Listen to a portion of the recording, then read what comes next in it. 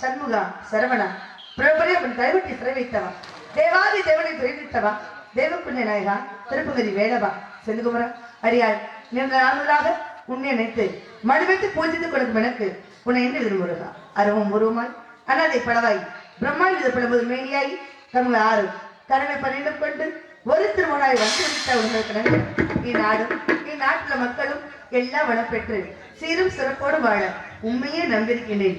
முருகா முருகா விடிஞ்சா எனக்கு கல்யாணம் ஆம்பளையோட தான் விடிஞ்சா எனக்கு கல்யாணம். யார கல்யாணம் பண்ண வந்திருக்கிறேன்? இந்த பொம்பளையாள இதெல்லாம் என்னதான் நினைப்பாங்கன்னு தெரியாது. ஆமா என்னமோ நான் என்னமோ உங்க வீட்டு சண்டைக்காரி மாதிரி, நான் என்னமோ உங்க சொத்தையெல்லாம் எழுதி வாங்க வந்த மாதிரி, நான் என்னமோ இவங்க வீட்டு புருஷனை கூட்டிகிட்டு தூக்கிட்டு ஓட போற மாதிரி என்னை கண்டோட துண்டக்கானா துணியக்கானு எல்லாரும் பாய ஒரு சுருட்டு ஆம்பளை நாங்களாம் கலத்துறவங்க இல்லை அப்படியே போட்டிருக்கிற துண்டு ஒரு உதறு இருக்கிற மண்ணெல்லாம் எங்க வாயை நம்பி போட்டு நாங்க என்ன இதை பார்க்கவா வந்தோம் கட்டி புடிடா கண்டதை எல்லாம் கட்டி புடிடா அப்படிங்கிற காதல் காட்சியை பார்க்க வந்தோம் நாங்க கிளம்பி போறோம்னு எல்லாம் கிளம்பி போயிடுறாங்க இந்த பொண்ணு தேடுவாங்க பத்தியா பொண்ணு அவங்களுக்கு பேர் என்ன சொல்லுவாங்க தரகர்னு சொல்லுவாங்க அவங்க எல்லாம் கையில ஒரு புத்தகம் ஒண்ணு வச்சிருப்பாங்க என்ன புத்தகம் இந்த ஒவ்வொருத்தருடைய போட்டோ வச்சிருப்பாங்க பொண்ணு போட்டா மாப்பிள்ளை போட்டாலும் வச்சிருப்பாங்க ஆமா வச்சு ஒவ்வொரு வித்தியா போய் இந்த மாதிரி இந்த வீட்டுல இந்த பொண்ணு இருக்கு இவ்வளவு படிச்சிருக்கு இவ்வளவு நகை நட்டு போடுவாங்க இவ்வளவு சொத்து சொகம் இருக்குன்னு சொல்லுவாங்க மாப்பிள்ளைய பாருங்க இந்த வேலை பார்க்கறாரு இந்த சொத்து சொகம் இருக்கு எல்லாம் சொல்லுவாங்க இப்ப நம்ம நாடக படங்கள் எப்படி ஆயிட்டாங்க தெரியுமா தரகரை விட ரொம்ப மோசமா ஒரு யூடியூப் ஒண்ணு வச்சுக்கிறாங்க கையில எப்படி இந்த யூடியூப் ஒண்ணு வச்சுக்கிறாங்க பாத்தீங்கன்னா ஊர்ல இருக்கிறவங்கள பள்ளி பிள்ளை தான் வயசுக்கு வந்திருக்குமா இந்த பிள்ளைக்கு ஒரு 16 வயசு 17 வயசு இருக்குமா சின்ன பிள்ளையா இருக்குமா நான் கேட்கறேன் என்ன கூட்டிகிட்டு போய் குடும்பம் நடத்த போறீங்களா இல்ல சடங்கான பிள்ளைக்கு சடங்கு சுத்த போறீங்களா கிடையாது காரணம் கதாபாத்திரோடைய கதாநாயக வழியாக கூடியவர்களுக்கு நல்லா பாட தெரியுமா நல்லா பேச தெரியுமா நல்லா பிராணம் பேசுவாங்களா நல்லா பாட்டு படிப்பாங்களா கதை நல்லா தெரியுமான்னா அதுல ஒரு அர்த்தம் இருக்கு காரணம் இருக்கு நியாயம் இருக்கு ஆடுற பிள்ளைகளை பாத்தீங்க அப்படின்னா நல்ல பிள்ளைங்க சின்ன பிள்ளைகளா இருக்கும்போது இந்த மாதிரி பட்டி அடிச்சு ஆடுவாங்க அதுக்கு ஏற்ற உடம்பு அதுக்கு ஏற்ற வயசு இருக்கணும் அதுக்கு கேட்கறதுல ஒரு நியாயம் இருக்கு வள்ளியையும் முருகனையும் கேட்கறதுல என்ன நியாயம் இருக்கு என்னைய பாக்குறதுக்காக இவ்வளவு பேர் இருக்கிறாங்க சந்தோஷம் சம்போடு வராரு என்னை கட்டிக்க போறவரு அம்போடு விட்டுக்கிட்டு அப்படி பேர் வீட்டுக்கு பெரிய மனசாட்சி பாவம் இல்லையா காரணம் இதுக்கு பேரு வள்ளி திருமணம் இது திருமணமா கிடையாது மனிதனுக்கும் நடந்தால் அது திருமணம் அதுவே தெய்வத்துக்கு நடந்தால் அது திருக்கல்யாணம் அப்ப இங்க நடக்கக்கூடியது திருக்கல்யாணம் திருமணம் அல்ல அப்ப ஒரு கல்யாணம் நடத்தி பார்க்கறதே பெரிய விஷயம் ஆமா திருக்கல்யாணத்தை நடத்தி பார்க்கறது அதை விட ஒரு பெரிய விஷயம் அப்ப ஊர் மக்கள் எல்லாம் சேர்ந்து ஒரு திருக்கல்யாணத்தை இங்க நடத்தி பார்க்கிறேன் என்று சொன்னால் நிச்சயமாக நாம் கோடான கோடி புண்ணியம் செய்திருக்க வேண்டும் என்பதே இது நிதர்சனமான ஒரு உண்மையான ஒரு விஷயம் அதனால மாட மாற்றக்கூடிய காட்சியை பாருங்க நாடகக்காரங்க தானே அப்படின்னு சாதாரண நினைக்காது ஏன்னா அரிதாரம் என சொல்லக்கூடிய இந்த அரிதாரத்தை முதலிலே கோமாளியாக வந்தது யாருன்னு சொன்னால் பரந்தாமன் மகாவிஷ்ணு அவர் கொடுத்தது இந்த அரிதாரமாக கூடியது இப்ப இந்த அரிதாரத்தை பூசிக்கொண்டு நாடகக்காரங்கள் நல்லதை சொன்னாலும் பழிக்கும் கெட்டதை சொன்னாலும் பழிக்கும் என்பது அதிகமான ஒரு விஷயமாக கூடியது அதனால பாருங்க யார் வயல விழுங்க நாடகக்கார வயல விழுகாதப்பான்னு சொல்லுவாங்க கூத்தாடி வயல விழுக வேணாம்னு சொல்லுவாங்க அதே போல கூத்தாடிகள் யாரும் கெட்டதை சொல்வது கிடையாது நல்லதை மட்டுமே சொல்லக்கூடிய நாடு செழிக்க வேண்டும் நல்ல மழை பெய்ய வேண்டும் ஆமா அப்படிங்கிற அந்த வார்த்தையை சொல்லக்கூடியது அந்த நாடக கலையிலேயே உண்டான ஒரு விஷயம் அதனால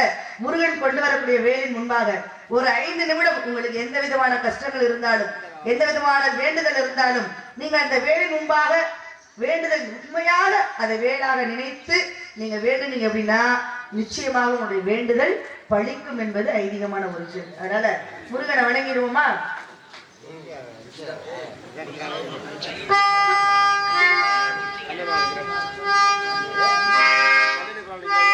சத்தியம் சிவம் சுந்தரம்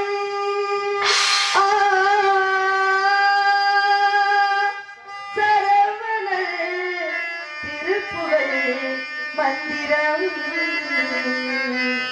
அழகன் முருகனிடம் ஆசை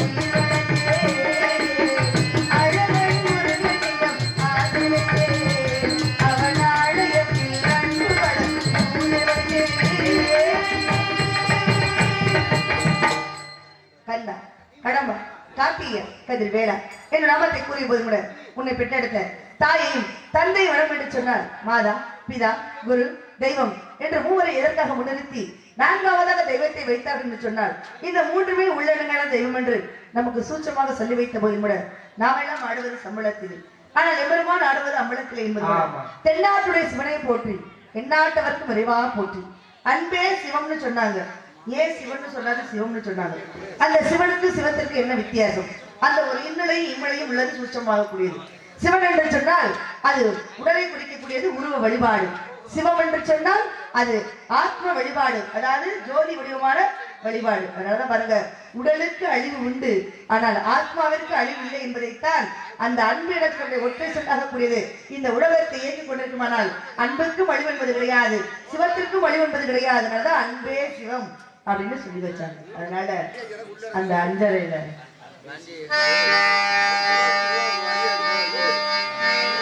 ஆடுகின்றானடி பிள்ளையிலே,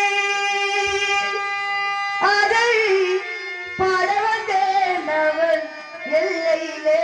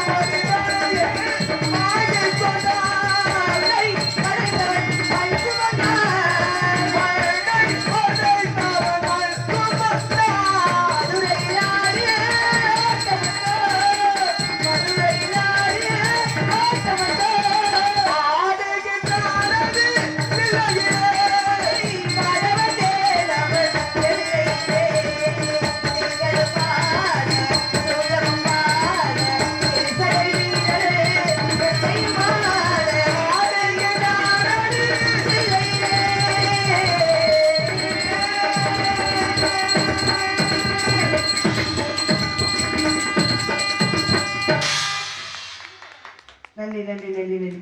கைதட்டிய உள்ளங்களுக்கெல்லாம் நன்றின்னு போது. ஆமா, ஆரம்பத்திலே சொன்ன மாதிரி கை தட்டுவது கூட நம்முடைய ஆரோக்கியத்தினுடைய ஒரு வழி முறையாக கூடியது. அதனால நல்லா கையை தட்டுங்க. இந்த பொம்பளை அளவுலாம் நல்லா கையை தட்டுங்க. கையை தட்ட தட்ட உங்களுடைய முகம், அதாவது சொல்லக்கூடிய 1 இன்ச்சு உங்களுடைய அழகு கூடுமா இந்த கையை தட்டுவது மூலமாக. அதனால இந்த முளைப்பாரியை வைத்து விடிய ஏன் கையை தட்டுறோம்? சும்மாவா? காரணம் இல்லாம தோரம் கட்டுவது உண்டா? அதெல்லாம் உண்டு இல்ல, கிடையாது. எங்கேயுமே காரணம் இல்லாமல் தோரணம் கட்டுவது கிடையாது. ஏன் ஒரு முளைப்பாரியை வைத்துக் கொண்டு விடிய விடிய சாமி முன்னாடி போய் கும்மியை கொட்டணும்? ஏன் கையை தட்டி சாமியை கும்பிடணும்? சாமி கை தட்ட சொல்லிச்சா? இல்லையே. இல்ல. அப்ப மனிதனாக எதற்காக இந்த பழக்கம்? யார் கொண்டு வந்து வைத்த பழக்கம் அப்படின்னா, குலதெய்வங்களாக வழிபடக்கூடியது யாரு? முன்னோர்களை. முன்னோர்களைத்தான் குலதெய்வமாக வழிபடக்கூடிய விஷயமாகக்கூடியது. அப்ப மறைந்த மூதாதையர் நம்முடைய கண்கண்ட தெய்வங்களாக வாழ்ந்து மறைந்தவர்கள். ஒவ்வொரு விஷயத்தையுமே ஆன்மீக வழியா சொன்னாதான் மனிதன் கேட்பான், அறிவியல் வழியா சொன்னா யாரும் கேட்க மாட்டாங்க அப்படிங்கறத மனிதன் தெரிந்து கொண்டான். அதனாலதான் பாருங்க, மனிதனுக்கு பயப்படாதவன் இறைவனுக்கு பயப்படுவான்ங்கிறத அங்க கண்டுபிடிச்சு வச்சான். அப்ப சும்மா கையை தட்டுங்க 5 மணி நேரம் 6 மணி நேரம் யாரும் தட்ட மாட்டாங்க. அப்ப தெய்வத்தின் முன்னதாக போய் கும்மியை கொட்டுங்க அப்படின்னா நிச்சயமாக மனிதர்கள் அந்த பழக்கத்தை விடாது கடைபிடிப்பார்கள் அப்படிங்கிற நூதனமான ஒரு விஷயத்தை அறிந்து கொண்டான். விடிய விடிய பாருங்க, ஒரு 5 மணி நேரம் 6 மணி நேரம் 2 கையை தட்ட என்ன ஆகுமா? கிடையாது. கும்மி கொட்டும் போது மட்டும் சோர்வே வராது. இன்னும் கொஞ்ச நேரம் கும்மி கொட்ட மாட்டாங்களா, இன்னும் கொஞ்ச நேரம் ஆட மாட்டோமா, தட்ட மாட்டோமா அப்படிங்கிற எண்ணம் தான் வருமே தவிர ஒரு பொழுது சோர்வு என்பது வராது, உற்சாகம் தான் வரும். அப்ப இந்த 2 கரங்களையும் தட்ட தட்ட என்ன அப்படின்னா இந்த ரத்தமாக கூடியது சுத்திகரிக்கப்படக்கூடிய நேரமும் இந்த 5 மணி 6 மணி நேரம். இந்த ரத்தத்தை போய் வருஷத்துக்கு ஒரு முறை போய் மாத்திக்கிட்டு வர முடியாது. ஏன்னா அந்த உடலிலே அதிகப்படியான கிருமிகள் தேங்கி இருக்கக்கூடியது இந்த ரத்தத்துல அப்படின்னா அந்த கிருமிகளை எல்லாம் வெளியே அகற்ற வேண்டும் என்று சொன்னால் வருடத்திற்கு ஒரு முறை என்ன பண்ணணும், இந்த கைகளை ஓங்கி ஓங்கி தட்டுகின்ற பொழுது, கும்மியை கொட்டுகின்ற பொழுது நம்ம உடலில் இருக்கக்கூடிய இந்த ரத்தமாகக்கூடியது ரீசர்க்குலேஷன் சொல்லுவாங்க ஆங்கிலத்துல. இப்ப ஆர்வ வாட்டம்னு சொல்றோமா இல்லையா, உப்பு தண்ணியை நல்ல தண்ணியா மாத்தி குடிக்கிற மாதிரி இந்த கை தட்டுகிற முறையா இருக்கக்கூடிய நமக்கு ஒரு ஆர்வ சிஸ்டம் ஆகக்கூடியது. அதனாலதான் பாருங்க, இந்த 2 கரைகளை ஓங்கி இப்படி தட்ட தட்ட என்ன ஆகும், இந்த பழைய ரத்தத்துல இருக்கக்கூடிய கிருமி எல்லாம் அழிந்து புது ரத்தமாக பாய்வதற்கு இந்த கை தட்டுதல் முறையை மனிதனாக கூடியவன் கொண்டு வந்து வைத்தான். இப்படி எல்லாம் பல விஷயங்கள் உண்டு. அதனால நல்லா இருந்தா கையை தட்டுங்க, நல்லா இல்லைனாலும் கையை தட்டுங்க. ஏன்னா கை தட்ட தட்ட நீங்கள் உங்களுக்கு உற்சாகம் பிறக்க பிறக்க எங்களுக்கு உற்சாகம் பிறகு. அதனால இருக்கட்டும். இருந்தாலும் காதல் காதல் இல்லையே சாதல் சாதல். உலகத்துல 2 விஷயம் தான், ஒண்ணு காசு, இன்னொன்னு காதல். காதல் காதல் சொன்னாங்க. நீ காதல்லாம் எப்படி இருக்கு, அடுத்த புருஷனையும் அடுத்த முன்னாடியும் காதலிச்சு இன்னைக்கு கொலை செய்யக்கூடிய கொலைபாதகமாக இருக்கக்கூடிய இந்த கலியுக காதல். ஏன் காதல் அப்படிலாம் நான் பயப்படாது. என்னோட எதிர் கலியுக காதல். இந்த கலியுக காதல் நான் யாரை கல்யாணம் பண்ண வந்திருக்கிறேன், நானும் அடுத்த புருஷனை தான் கல்யாணம் பண்ண வந்திருக்கிறேன். அப்ப ஊருக்கு ஒரு நியாயம் உனக்கு ஒரு நியாயமானு கேட்கக்கூடாது. அங்கதான் விஷயம் அடங்கி இருக்கு. எனக்கு திருமணமாக கிடையாது, எம்பெருமான் முருகனுக்கு திருமணம் ஆகிவிட்டது. ஆதியில கொடுத்த வாக்கு பாதியில நின்று விடக் கூடாது என்பதற்காக எல்லாரும் நினைக்கிறாங்க இந்த வள்ளிக்கண்ண தலையில போய் 2ஆம் தரமா போய் கல்யாணம் பண்ணிக்கணும். ஏற்கனவே தேவியார் எங்க இருக்கிறாளேன்னு உங்களுக்கு ஒரு கேள்வி வரலாம். ஆதியில கொடுத்த வாக்கு என்ன அப்படின்னா, முதல்ல கல்யாணம் பண்ணிக்கிற சத்தி எனக்கு தான் பண்ணி கொடுத்தாரு முருகன். அப்ப எனக்கு வயது 12ஆக இருந்தது, அவருக்கு வயது 8ஆக இருந்தது. இது சரியான தருணங்கள் எனக்காக காத்திருமனை வந்து கரம் பிடிப்படி சத்தியம் பண்ணி கொடுத்துட்டு போனார் முருகன். அவர் சத்தியத்தை நம்பி 1 நாள் இல்ல 2 நாள் இல்ல, 1 வருஷம் இல்ல 2 வருஷம் இல்ல, 1 யுகங்கள் கடந்து 3 யுகங்கள் கடந்து 4ஆவது யுகத்துல வந்து நிக்கிறேன். அந்த மனுஷன் இப்பயாவது வந்து என்னை கல்யாணம் பண்ணிக்க மாட்டாரா? ஏன்னா நான் விட்டு கொடுத்த வாழ்க்கையாகிவிட்டது, பண்ணால் அவரைத்தான் திருமணம் பண்ண வேண்டும் என்று சொல்லிக்கொண்டு 4 யுகமாக காத்திருக்கின்ற வேலையில அந்த முருகனை நம்பி உன்னை தானே நம்பி தானே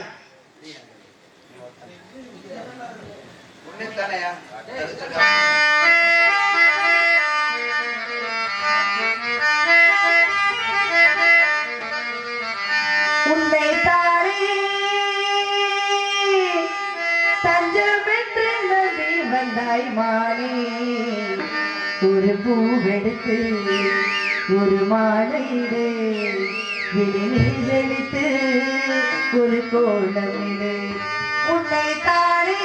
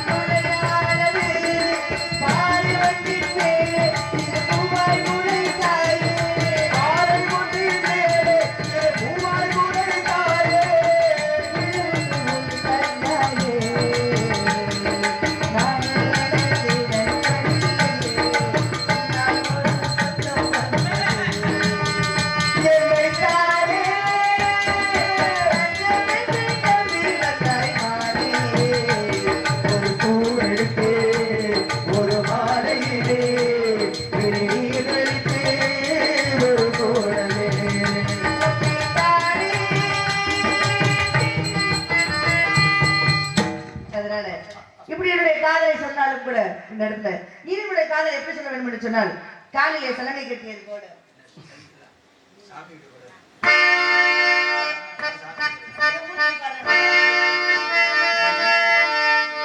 ஜல் ஜல் ஜல் என்னும் சலங்கை போலி சல சல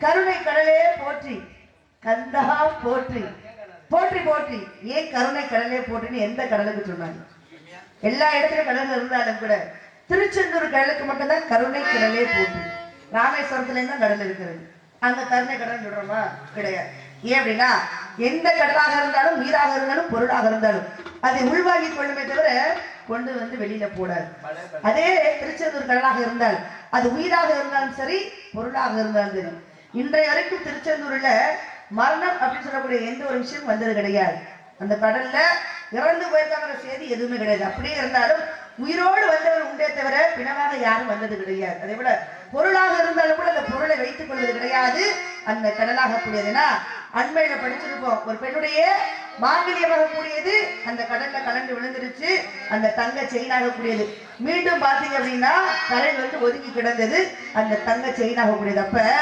எதையுமே தனக்கு வைத்துக் கொள்ளாத கடலாக கூடியது அந்த திருச்செந்தூர் கடல் அதனால பாருங்க அதுக்கும் கருணை உண்டு அதனால முருகப்பெருமானுக்கு எப்படி கருணை உண்டு அதே போல இந்த கடலுக்கும் கருணை உண்டு என்பதையே கருணை கடலே போற்றி கந்தா போற்றின்னு சொன்னாங்க அப்பேற்பட்ட என் கந்தபிரானை நினைத்துக் கொண்டு இப்படி என்னுடைய காதல் இருந்தாலும் கூட சொல்ல வேண்டிய விஷயங்கள் ஏராளமாக இருந்தாலும் கூட ஓரிரு பதிவுகளை மட்டும் இவ்விடத்திலே பதிவிட்டுக் கொண்டு சாதம் பெண்கள் எல்லாம் அமர்ந்திருக்கக்கூடிய இந்த வேளையிலே பெண்களுக்காக மிக முக்கியமான ஒரு விஷயம் அப்படின்னா அது ஆண்களாக இருந்தாலும் பெண்களாக இருந்தாலும் செய்யக்கூடாத விஷயம் என்று ஒண்ணு உண்டு இந்த கோவிலுங்க போய் ஈரச்செல்ல ஈர வெட்டியை கட்டிக்கிட்டு போய் சாமியை கும்பிடுறோமே இப்படி சாமியை கும்பிடுறதுனால நமக்கு பாவம் வருமா புண்ணியம் வருமானா 7 ஜென்மத்துக்கு பாவம் செய்தவர் ஒரு பொழுது புண்ணியம் வராது எவர் ஒருவர் ஈரச்செல்லும் ஈரவேட்டும் தெய்வத்தை வணங்குகிறார்களோ அவர்களுக்கு பாவம் தவிர ஒருவருக்கும் புண்ணியம் வந்து சேராது. நீங்க செய்த பூஜையாக கூடியது பலனற்று போகுமே தவிர ஒருவருக்கும் பலனுள்ளதாக இருக்காது. நல்லா தெரிஞ்சுக்கணும். ஒரு வீட்டுல மரணம் என்று ஒரு ஏற்படுது என்று சொன்னால் அவ்வீட்டிலே தாயா இருக்கலாம், தந்தையா இருக்கலாம், அண்ணனாக இருக்கலாம், தம்பியாக இருக்கலாம், தந்தையா இருக்கலாம், ஏன் கட்டின மனைவியா கூட இருக்கலாம், பெத்த பிள்ளையா கூட இருக்கலாம். அந்த உடலை உயர்த்தி போனது என்று சொன்னால் தூக்கி வைங்க பணத்தினை தான் சொல்லுமே தவிர யாரும் உறவையோ அல்லது பெயரையோ சொல்லி வைப்பது கிடையாது. அப்படி இருக்கின்ற வேளையிலே அந்த உற்றார் உடலாம் சேர்ந்து கொண்டு நீர்வாழை எடுத்துக்கொண்டு ஈரச்சடும் ஈரவேட்டையும் அந்த பிணத்தை சுற்றி வந்து கர்மகாரியங்களை செய்கின்ற வேளையிலே தெய்வத்தை சுற்றி வரலாம்னா கண்டிப்பான முறையில் சுற்றி வரக்கூடாது. கொலை செய்வோனை காட்டிலும் கொலை செய்ய தூண்டியவனுக்கு தண்டனை அதிகம். காரணம், ஆண்களை காட்டிலும் பெண்களுக்கு அதிகமான தண்டனை உண்டு என்று சொன்னார். ஒரு பெண்ணாக கூடிய தலைமுழுக்க தண்ணியை ஊற்றிட்டு கோவிலுக்குள்ள வர அப்படின்னா அவளை பார்ப்பதற்கு கவர்ச்சிகரமா இருக்கின்ற வேளையிலே அங்கு வரக்கூடிய 10 ஆண்பிள்ளைகளை யாராவது ஒருவருக்கு அந்த பெண்ணை பார்த்து காமத்தை தூண்டு விதமாக அந்த பெண் இருப்பார் என்று சொன்னால் இதை விட ஒரு பெரிய பாவம் எதுவும் கிடையாது என்பது தர்ம சாஸ்திரம். நல்லா தெரிஞ்சுக்கும். இப்போ பொம்பளையாளுக ஈரச்சலோட கோவிலுக்குள்ள போவது பாவத்துக்குரிய செயல். 8 விதமான நமஸ்காரங்கள் உண்டு. இந்த 8 விதமான நமஸ்காரங்கள் பெண்கள் செய்யக்கூடாத நமஸ்காரம் என்னன்னு இடம் இருக்கா தெரியுமா? தெரியாது. ஏன்னா 2 கரங்களின் தலைக்கு மீது உயர்த்தி வணங்குது என்பது கூடாது. அதே சமயம் சாஷ்டாங்க நமஸ்காரம் பெண்கள் செய்யவே கூடாது. இந்த சாஷ்டாங்க நமஸ்காரம்னா என்ன? பெண்ணாக கூட நீச்சமாக தன்னுடைய தேகம் முழு இந்த பூமியில் விடுபடியாக விழுந்து கும்பிடுவாளானால் குடும்பம் கொள்ள நாசமாகும் என்பது தர்ம சாதன கணக்கு. நல்லா தெரிஞ்சுக்கணும். பொம்பளையாளுக உடல் முழுவதும் இந்த பூமியில் விடுபடியாக விழுந்து கும்பிடுவாள் என்று சொன்னால் குடும்பம் குலநாசமாகும் என்பது தர்மசாஸ்திரத்துடைய கணக்கு.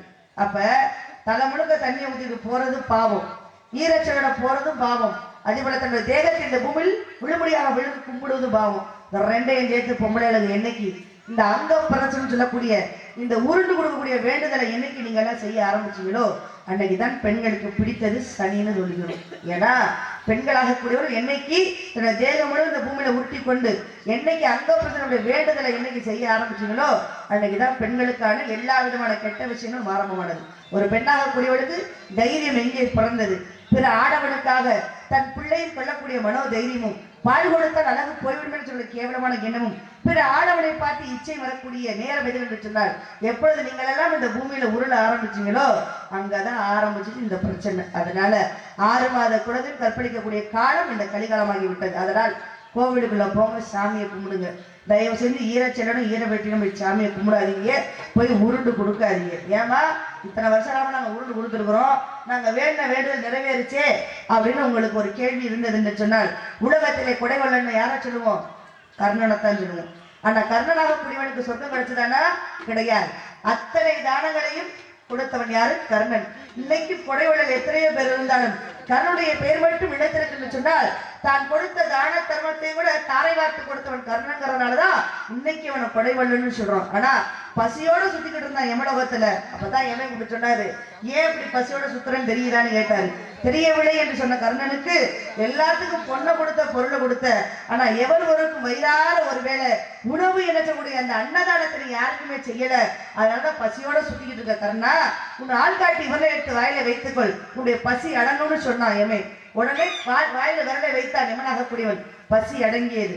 அப்பதான் கேட்டான், இந்தியா இருக்குன்னு சொல்லும் பொழுது 2 முனிவர்கள் யாசம் கேட்டு வந்த பொழுது அவர்களுக்கு பொண்ணை கொடுத்தாய் பொருளை கொடுத்தாய், ஆனா வயிறார ஒருவேளை சாப்பாடு போடல, அதோ அன்னச்சத்திரம் வழியாக உண்டுன்னு அவங்களுக்கு வழி காண்பித்தாய்.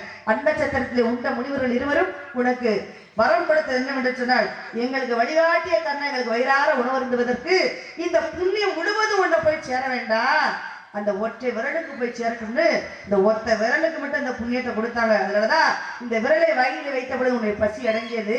அப்ப ஒரு விரலை காட்டுறதுக்கே இந்த புண்ணியமாகக்கூடியது விரலுக்கு போனது என்று சொன்னால் ஒரு உணவு அளித்திருந்தால் அந்த புண்ணியமாகக்கூடியது 7 தலைமுறைக்கும் உன்னை காத்திருக்கும் அப்படிங்கறதான் அங்க யமன் சொல்லியிருந்தார். ஏன் சொல்ற அப்படின்னா நீங்க கடைபிடித்திருந்த விரதம் உங்களை காப்பாற்றிருக்கலாம், நீங்கள் செய்த தர்மம் உங்களை காப்பாற்றிருக்கலாம், ஆனால் நீங்கள் உருண்டு கொடுத்ததுனாலதான் உங்களுடைய வேண்டுதல் நிறைவேற்று சொன்னீங்கன்னா அது பாவ கணக்கில் தான் போய் சேர்ந்திருக்குமே தவிர புண்ணிய கணக்குல போய் சேர்ந்திருக்காது என்பதை இதன் மூலமாக தெரிவித்துக் கொண்டு ஒரே ஒரு முறை என்னுடைய காதலை அப்படியா அதனால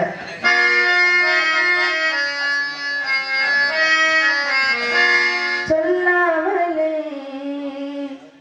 யார் பார்த்தது நெஞ்சோடுதான் பூ பூத்தது மழை சுடுகின்றது அடியில் காதலா தீ பொழிகின்றதே அடியது காதலா இந்த மாற்றங்கள் உன்னாலே உள்வானதா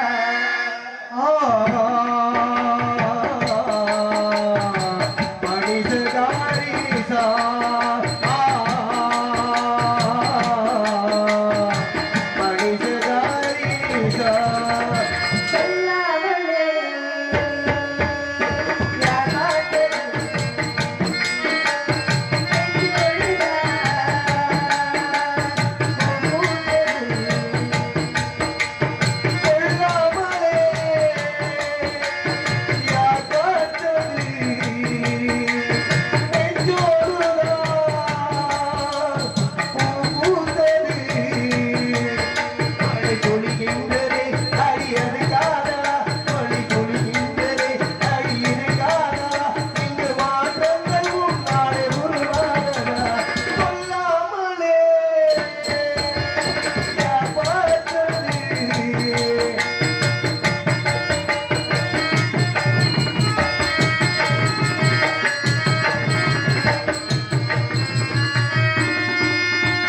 மல்லிகை பூவாசம் என்னை கொண்டது அடி பந்தனை போல நெஞ்சுக்குள்ளே ராட்டி கட்டது அடி சத்தமோடு மத்தளங்கள் கட்டியது அன்பே உன் முத்தாடி காதல்வழியா அன்பே உன் முத்தாடி காதல்வழியா அன்பே உன் ராஜாங்க வெத்தக்கடியா நீ வீட்டு பொன்னீடு என் தெரியா உள்ளவர் செயத்தில் ஒன்று கூடியது நம் காதலா